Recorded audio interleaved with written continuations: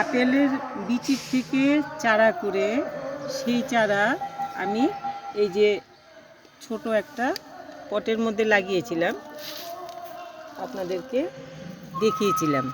এই যে এইটা এতখানি বড় হয়েছে। এখন তো আর এইটা এই পটে রাখার মতো না, এটাকে একটুখানি একটু বড় জায়গাতে দেওয়া দরকার।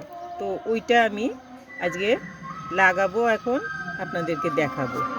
আমি পার্মানেন্টলি এখন বেশি বড় টবে লাগাবো না, কেন চারা অনেক ছোট একটা টবের মধ্যে আমি লাগিয়ে দেখাচ্ছি।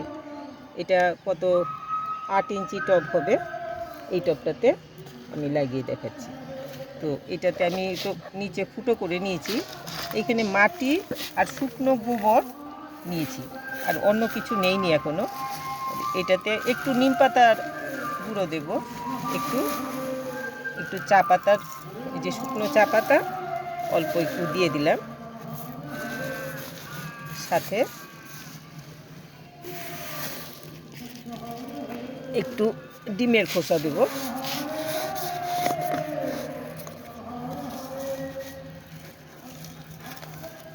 একটু ডিমের খোসা দিয়ে দিলাম, গুঁড়ো করে রেখেছি। আপনারাও ডিমের খোসাগুলোকে, এগুলো তো একটু ধুয়ে, যদি ডিমের অমলেট করলে কাঁচা ডিমের ইয়েটা তো লেগে থাকে খোসাটার মধ্যে, তো এইটা রাখলে পরে একটা বাজে গন্ধ হয়ে যায়। আমি খোসাগুলোকে আবার একটু জল দিয়ে ধুয়ে তারপর রোদে দিই, তো আর বাজে গন্ধ টন্ধ কিছু থাকে না।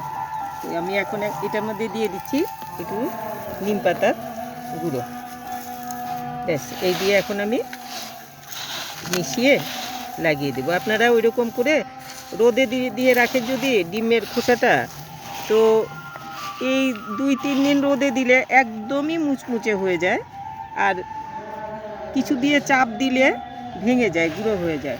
আর একটু এরকম একটা কিছু দিয়ে ঘষলে পরে একদম গুঁড়ো হয়ে যায়। তো ওই রকম করে ডিমের খোসা যদি ওই যে কি বলে হাড় গুঁড়ো, শিংকুচি, আরও কি বলে না, ওইগুলো যদি না দেন আপনারা আমার মতো, যদি দেন তাহলে তো ঠিক আছে, তাহলে এগুলোর দরকার নেই। যদি না দেন তাহলে পরে আমার মতো এই ডিমের খোসা গুঁড়ো করে রেখে দিতে পারেন।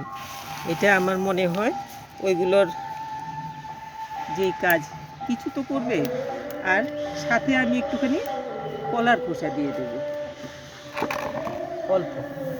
এই যে পাকা কলাগুলোর খোসাগুলো কুচি করে কেটে রোদে দিয়ে রেখেছি, এগুলো শুকিয়ে গেছে, তো এগুলো একটুখানি অল্প করে দিয়ে দিলাম।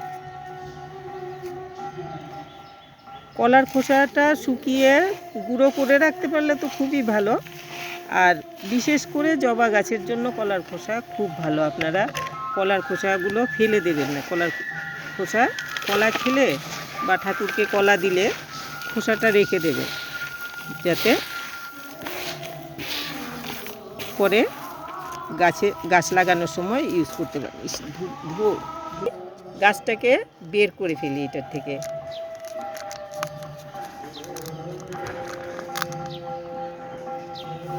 এই যে শেকড় হয়েছে, এতখানি শেকড় হয়ে গেছে,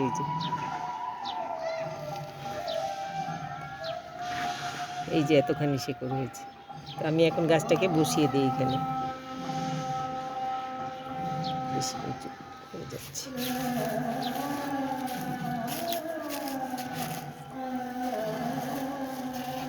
ধুলো ওরে খুব। আমি এটাতে বেশি দিন রাখবো না, গাছ আরেকটু বড় হলে আরেকটু বড় টবে আমি তুলে দেব। এটা টব একদমই ছোট, এত ছোট টবে এটা থাকতে পারবে না। কিন্তু বেশি বড় টবে লাগালে, বেশি ছোট গাছ চারা বড় টবে লাগালে এরা যেন দিশাহারা হয়ে যায়, গাছ বাঁচে না। তো আমি এটাকে এই যে লাগিয়ে দিলাম। বড় হলে পরে তারপরে এটাকে আমি আরেকটু এতখানি বড় হলে পরে তখন আমি এটার থেকে বের করে বড় টবে লাগাবো। আর এখন এটাকে বেশি করে জল দিয়ে একটু ছায়া জায়গাতে রেখে দেব। জলের মুখটা কোথায়?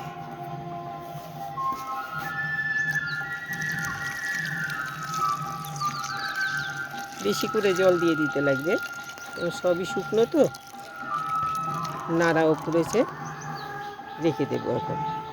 ইচ্ছে করলে যদি মাটিতে লাগাতে চান, এই চারা তো, এটা তো আমার বিচির চারা, বিচির থেকে তৈরি চারা, তো এই চারাটা ইচ্ছে করলে আরেকটু বড় হলে মাটিতেও লাগাতে পারেন, কোনো প্রবলেম নেই। তখন তুলে মাটিটা শুদ্ধ তুলে গর্ত করে, গর্তের মধ্যে কিছুটা কিছুটা শুকনো গোবর বা ভার্মিকম্পোস্ট দিয়ে, আর মাটিতে লাগালে এত কিছুর দরকার নেই, তবু একটুখানি নিম পাতার গুঁড়ো বা নিম খৈল দিয়ে তারপরে লাগালে ভালো হবে। কেন, তাহলে মাটির থেকে পোকামাকড় যা অ্যাটাক করে ওইগুলো একটু কম করবে। আর গর্ত করে বসিয়ে দিতে পারবেন, তাতে কিন্তু গাছ ভালো হবে, আরও ভালো হবে। জায়গা থাকলে ওইরকম বসাতে পারেন। আর নইলে পরে কয় মাস পরে বা 1 বছর পরে এটা আবার বড় টবে ট্রান্সফার করে দিতে লাগবে। এইটা দেখালাম।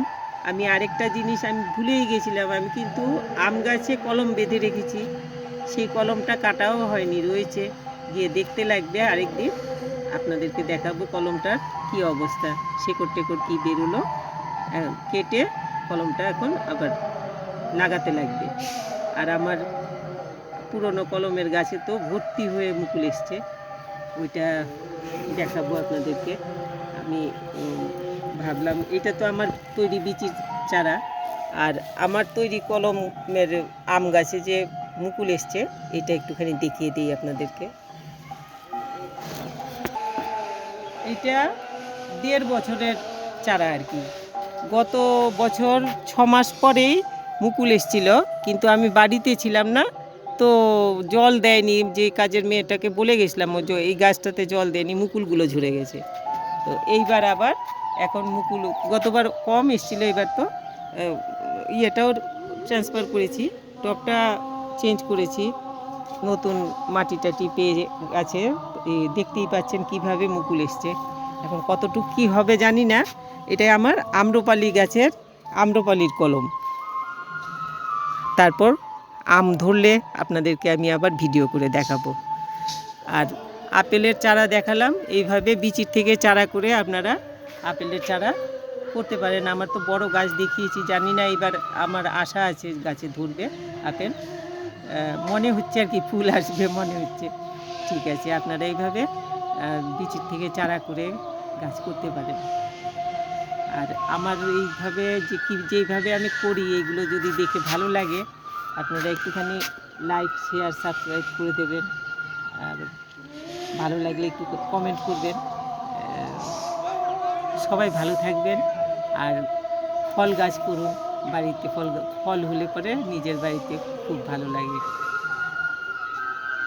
ভালো থাকবেন সবাই।